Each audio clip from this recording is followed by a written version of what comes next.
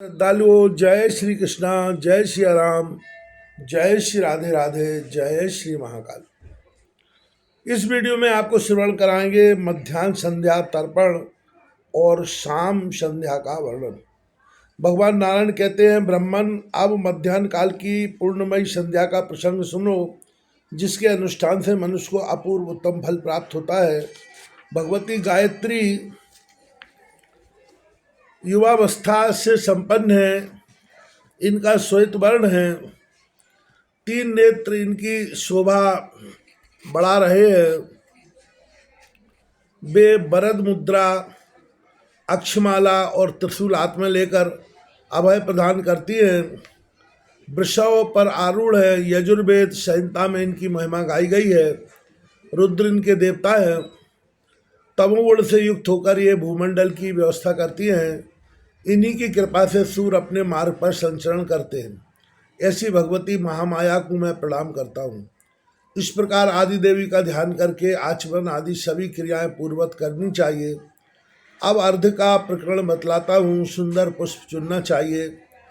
पुष्प ना मिल सके तो जल और बिल्व पत्र मिलाकर ही अर्घ संपन्न करें। यह अर्घ सूर्य के सामने ऊपर मुँह करके देना चाहिए। आदि से लेकर अंत तक सभी नियम प्रातःकाल की संध्या के समान हैं।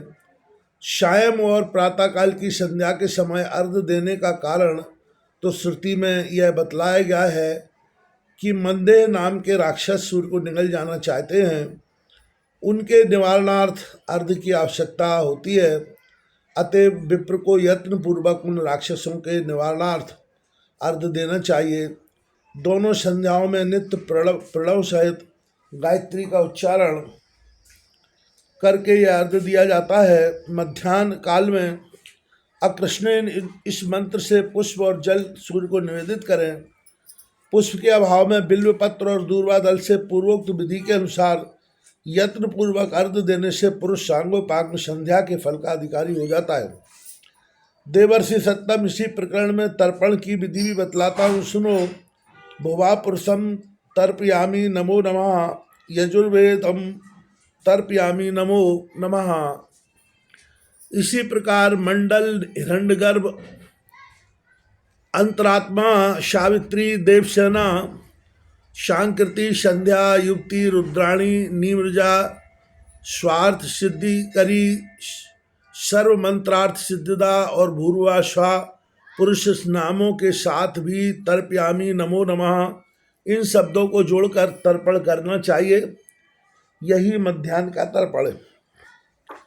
इसके बाद उदोत्तम चित्रम देवानाम इन मंत्रों का उच्चारण करके सूर्योपासन करें।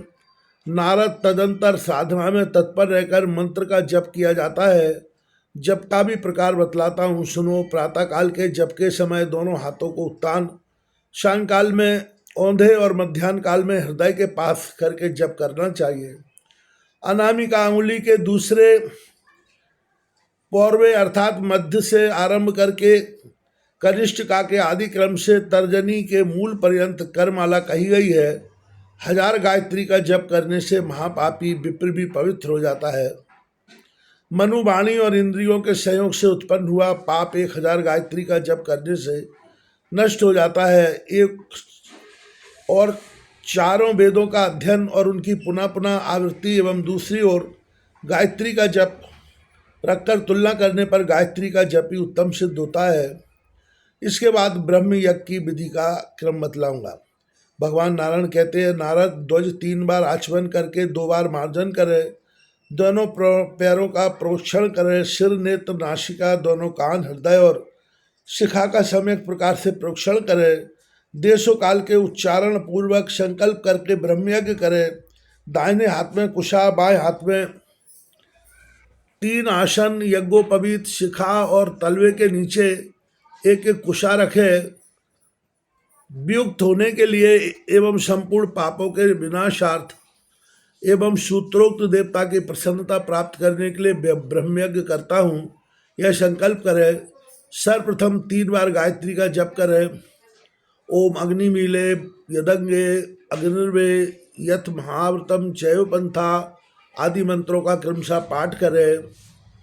इसके बाद संहिता के विदाम मध्वा महाव्रतस्य इसे तुर्जे अग्नयायी सन्नो देवी अथ तस् समाम्नाय वृद्राचैव अथ शिक्षाम प्रवक्ष्यामि पंचसवत्सर मयरस्तज्वा और गोरमा इत्यादि मंत्रों का भी पाठ करना चाहिए।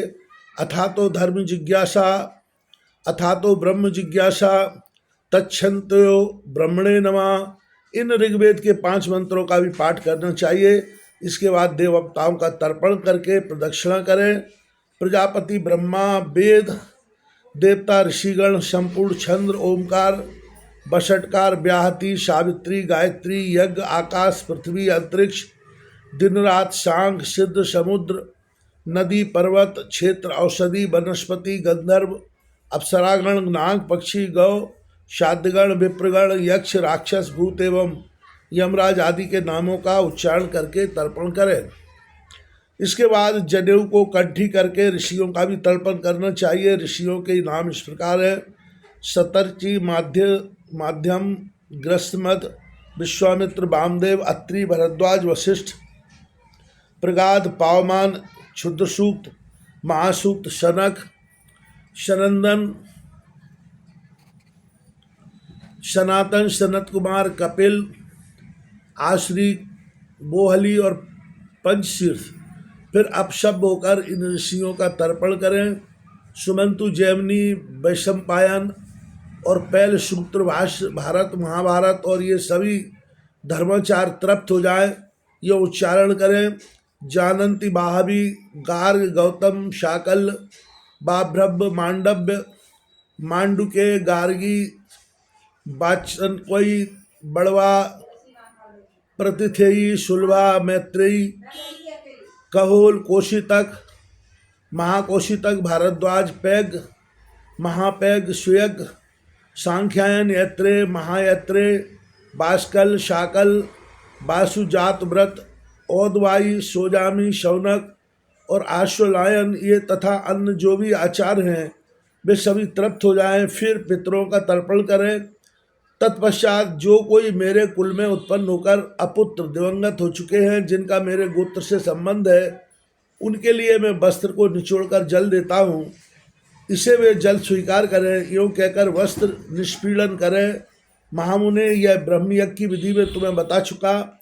जो साधक ब्रह्मयज्ञ की इस उत्तम विधि का पालन करता है उसे अंगों सहित संपूर्ण वेदों के पाठ का फल मिल जाता है। तदनंतर वैश्वदेव और नित्य श्राद्ध करना चाहिए। प्रतिदिन अतिथियों को अन्न देना परम कर्तव्य है। गोग्रास देने के पश्चात विप्रों के साथ बैठकर भोजन करें। दिन के 5वें भाग में यह उत्तम कार्य करना चाहिए। दिन का 6वां और 7वां भाग इतिहास और पुराण आदि के स्वाध्याय में व्यतीत करें। 8वां भाग लौकिक कार्यों के लिए है। इसके बाद पुनः संध्या करें।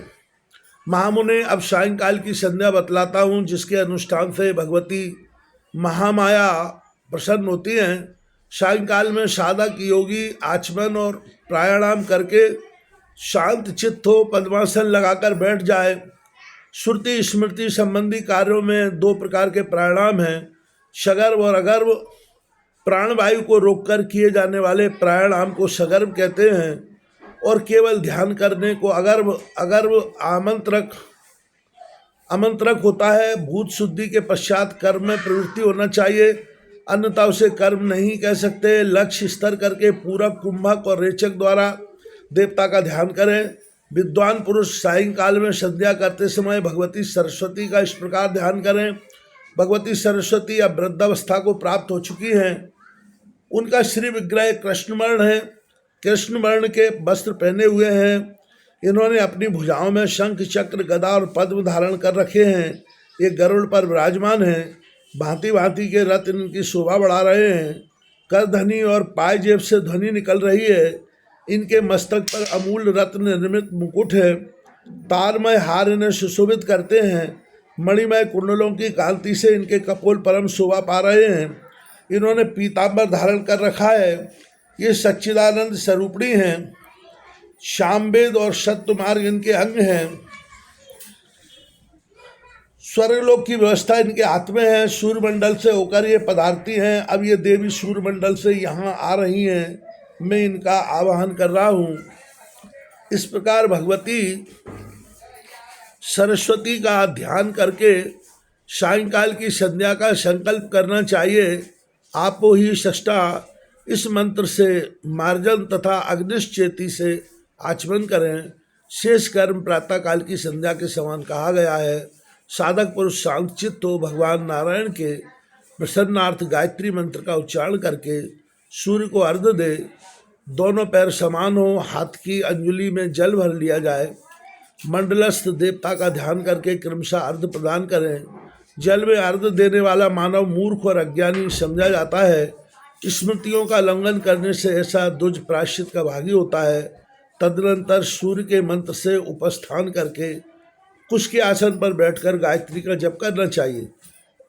जप 1000 हो या आधा हजार, किंतु श्री देवी का ध्यान करते हुए जप होना आवश्यक है।